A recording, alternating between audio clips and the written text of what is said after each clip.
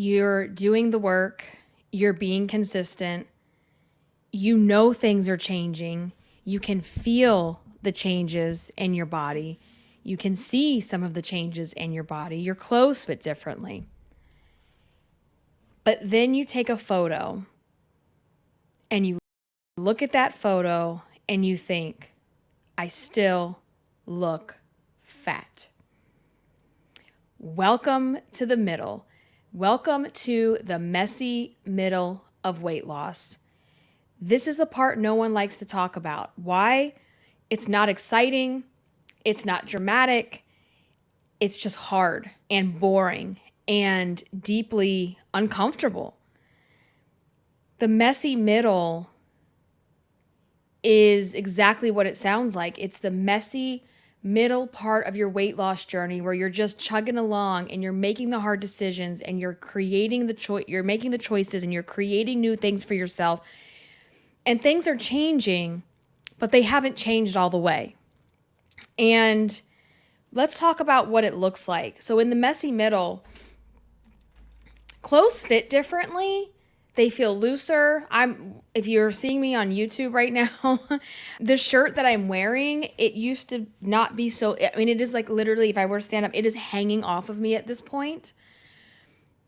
But I'm not buying tons of new clothes yet.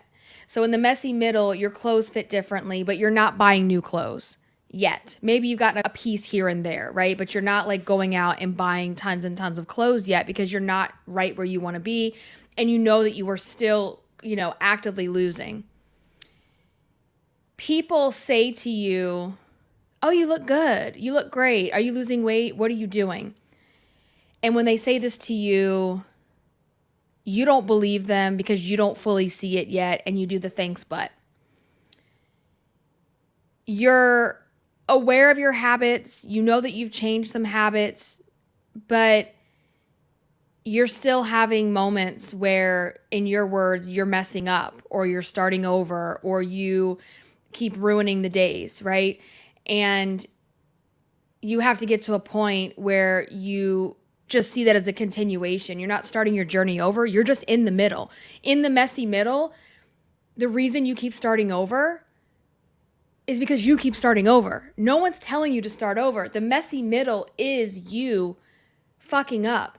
It is you overeating. It's going to happen, right? And so I think when we start out on a weight loss journey, especially when we enter it from the yo-yo diet, toxic diet culture standpoint, we enter it as these perfect little dieters who can't make mistakes. We have to follow our plan, do everything perfectly. And when we don't do it perfectly, we have all or nothing thinking, and we tell ourselves, well, I messed today up, so I better start over on Monday, or I better start over next month. If you could just embrace that fucking up and fucking up all the way down the scale is just the messy middle. It is what it is. And in the messy middle, the scale, the very beginning, I call it like it's like the love bombing stage of weight loss where everything is wonderful. You still have butterflies. The weight is just coming off. And you get to the messy middle and it's like things just all but come to a grinding halt. The weight loss slows down. The scale moves slower.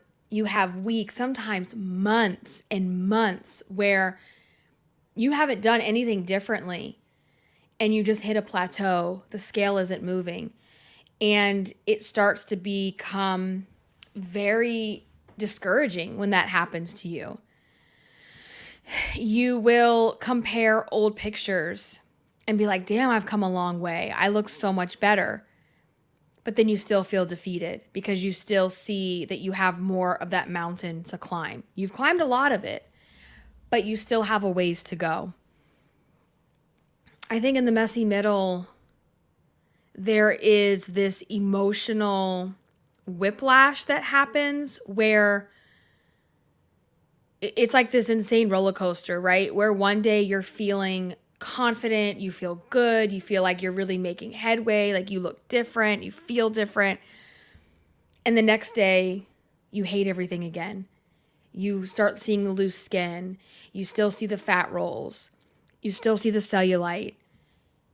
And a lot of times, it takes time for your brain to catch up with these physical changes, but you look in the mirror or you see a picture, and even if you've lost 50 pounds, 60 pounds, whatever the number is for you, 70 pounds, you still see your highest weight looking back at you.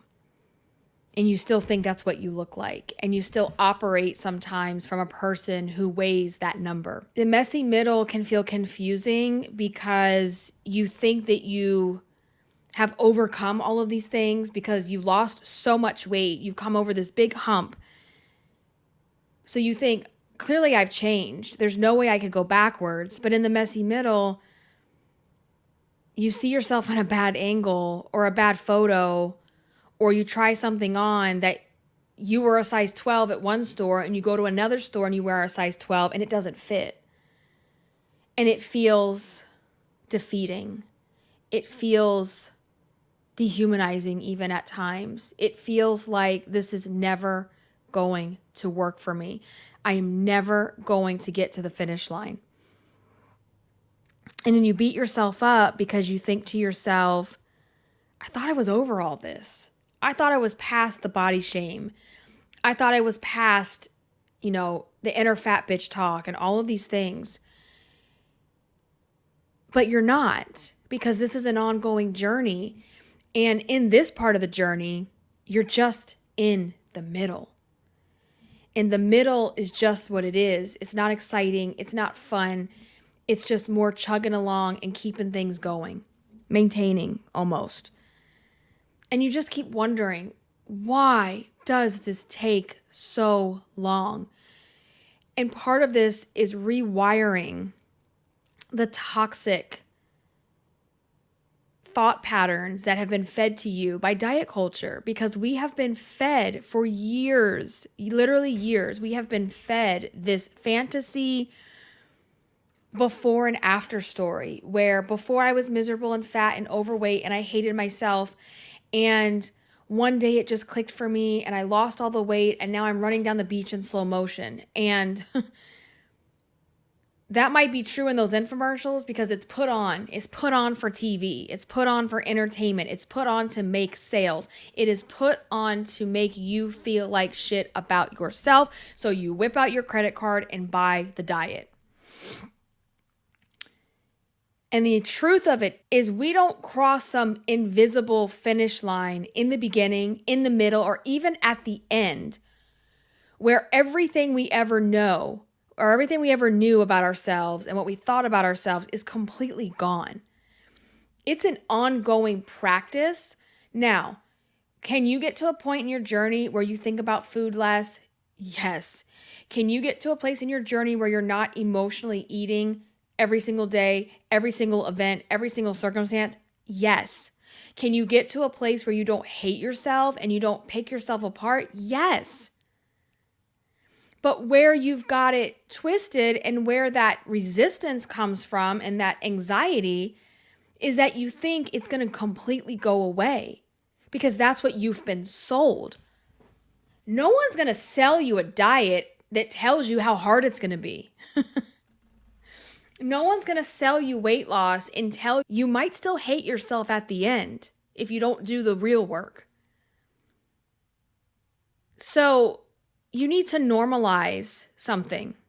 When you're in the messy middle, and this will be for the remainder of your entire journey even, even when you achieve that goal weight, understand that it took a lifetime of behavior to get you to your most overweight self.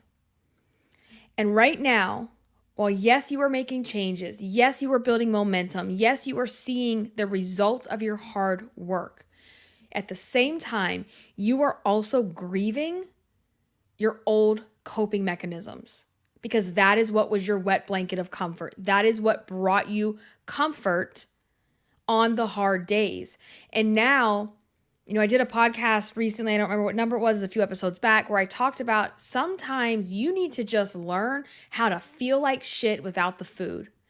You need to learn how to feel like shit by feeling what's really going on and not masking it with food. Because right now, why this feels so hard, you're not just losing weight and making new choices and choosing this over that and saying no to the thing that you really want to eat right now. You're building a new identity. Building a new identity is like one of the hardest things you will ever do. You are unlearning patterns, behaviors, generational bullshit trauma responses. Do you get how serious that is? How heavy that is? How important that is? And when you're in the middle, you need to be able to do all of this without the instant gratification. Because for people that are chronic yo-yo dieters, you live and breathe and get high off of instant gratification.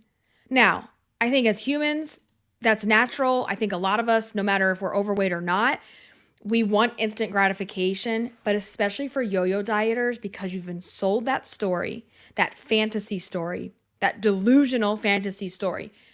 And in the beginning, it is instant gratification, right? That first week that you really buckle down and you drink all your waters and you're getting in all your steps and you're following your points and you're doing this and you're doing that, and you get on the scale and you're down 5 to 7 pounds. And then what do the haters always say? I know you're saying it right now, what they always tell you. Well, that's just water weight. That's just water weight. I don't give a shit if it's water weight or not. When you get on the scale after week 1 and you're down 5, 7 plus pounds, it's a high. It's an instant gratification dopamine hit. And the next week you're down 3, 4 pounds. The next week, 2, 3 pounds, right? Like you're having these big chunks of pounds coming off week after week. And you have this momentum built, let's say a good solid month, because that's when a lot of people start to fizzle out. Because what happens after week 4?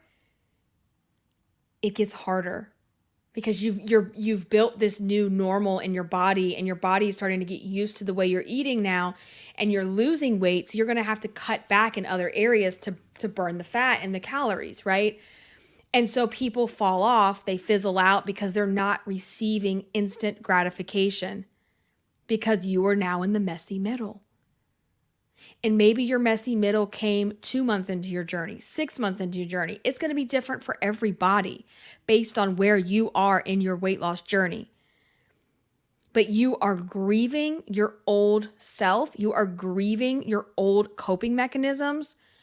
And just because you're grieving something doesn't mean that you are grieving it because you want it back. People are in toxic relationships for years. And when they break up, when they know they made that choice, they decided to do it, they are happier for it, there's also grief that comes with that. And it's the grief of, this is how my life was. I've made all these changes and now my life looks differently, and I've got to learn how to navigate in the new normal. That's what you have to do. You have to learn how to swim in the messy middle without fucking up and giving it all up and starting over again. If you can swim in the messy middle, you will make it to the finish line. And we use finish line in quotes because we know there's no true absolute finish line. This is a constant work in progress.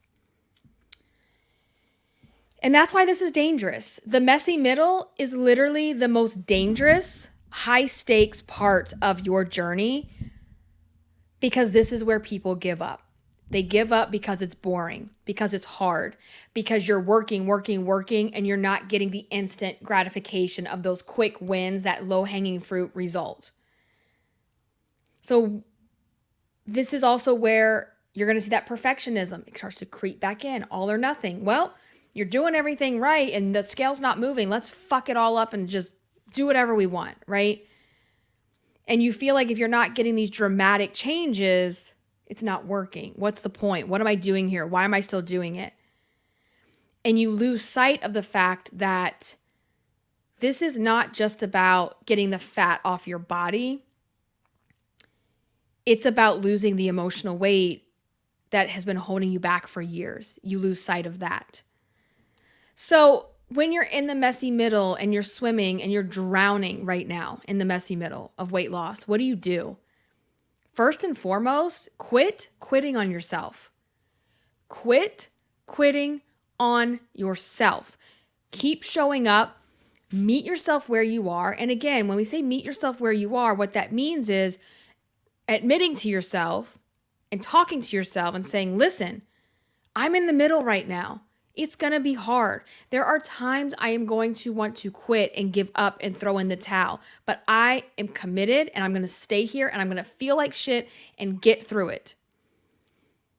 Consistency will always win over motivation. Motivation is not going to sustain you. Motivation is not intended to be around all the time. If you sit around and wait for motivation, you will sit around and fail because motivation ebbs and flows. Consistency is what you have to have because consistency will carry you through the highs and through the lows. You also need to find those non-scale victories, right? Non-scale victories are so underrated because, again, we're not just trying to get pounds off. We're trying to feel differently. We're trying to show up differently. So think about things that were hard for you 6 months ago, and now you can do them. It could be, for some people, honestly, it's as simple as bending over to tie your shoes without your circulation being cut off from all the fat in your stomach. For some people, it's crossing their legs. I tell you to this day, I do not take for granted. Girl, when I get on that airplane and I can sit in my little, and those seats are tight. We all know those seats are tight. When I can sit in my seat and cross my legs, life is good. That's a non-scale victory. What does that look like for you? The other day, I was trying to find another pair of shorts because I really need to updo. I need a whole wardrobe makeover, seriously. And I threw on these pair of shorts and I'm like, I don't think I've ever worn these before. And then it dawned on me that I had bought those shorts years ago thinking they were going to fit and they never did. And I just put them on like it was nothing. Non-scale victory. A non-scale victory is choosing to go to sleep at 10 p.m. instead of staying up and binging and watching Netflix all night. Girl, stop watching Squid Games. I might be talking to myself about that one. So in the middle, you have to stop waiting to feel like this is working. You got to have a little bit of faith. You got to have a little bit of belief in yourself, and you got to have consistency. And if you have those things, the momentum will keep, it's like a snowball. It will keep building and building and building and building. If you quit, you quit. You don't have the chance to make momentum, right? And the reason I think a lot of you quit in the middle because it's slow, it's boring, you don't see the results as fast, and you want to go back to that think about the addiction of starting over. Sorry, I have so much indigestion. Think about the addiction of starting over on your weight loss journey. The high that you get of cleaning out the cupboards, cleaning out the pantry, cleaning out the DoorDash orders, eating everything in sight because you telling yourself, I'm never going to have this again. Lies. We all know those are lies. We all know you're going to do it again. And it's okay to do it again. But you don't do it again in such binging behaviors, right? You are allowed to have the foods. So you get a high off of that. You get a high off of clearing out your calendar. You get a high off of putting reminders on your calendar, getting your pretty planner, your highlighter, your stickers, and all that shit. And you get a high off of starting over and seeing the 10 pounds come off the first week of all the water weight. You get a high off of that. And if you keep doing that, you're never going to get the high, the dopamine hit of what it's going to feel like to finish, to get to your goal weight. And remember this, I always tell myself this in those hard moments. I didn't come this far to come this far. Meaning, I didn't lose 70 pounds to then have to go back and lose another 20 pounds again that I've gained. I'm not gaining back this weight ever again. I don't care if it takes me forever.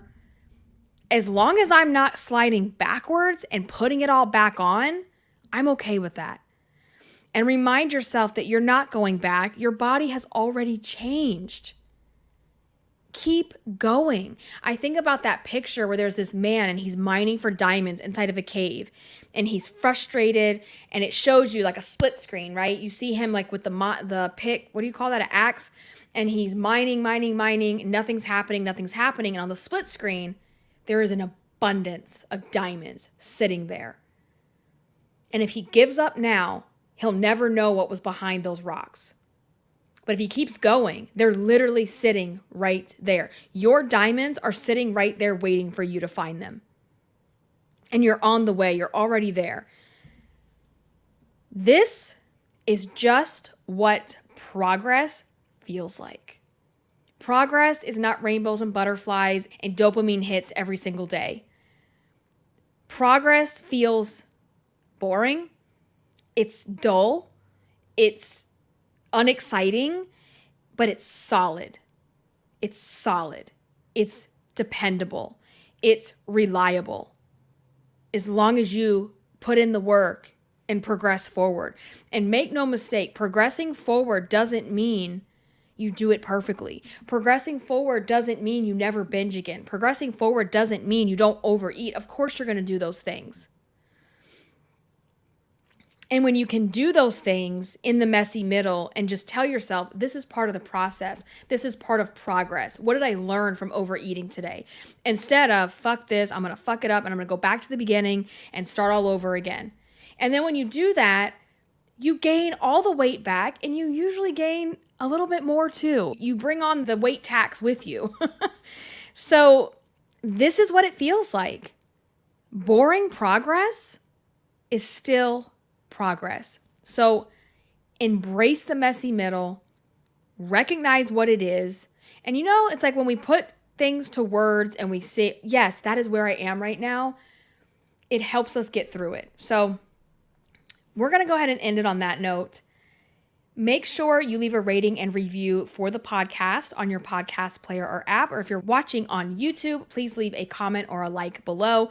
Subscribe to my email list, and if you would like to learn more about the tools and strategies to lose the emotional weight, head over to irresistibleicing.com/course and sign up for my online course and VIP private podcast. You can find me online on social media at Irresistible Icing.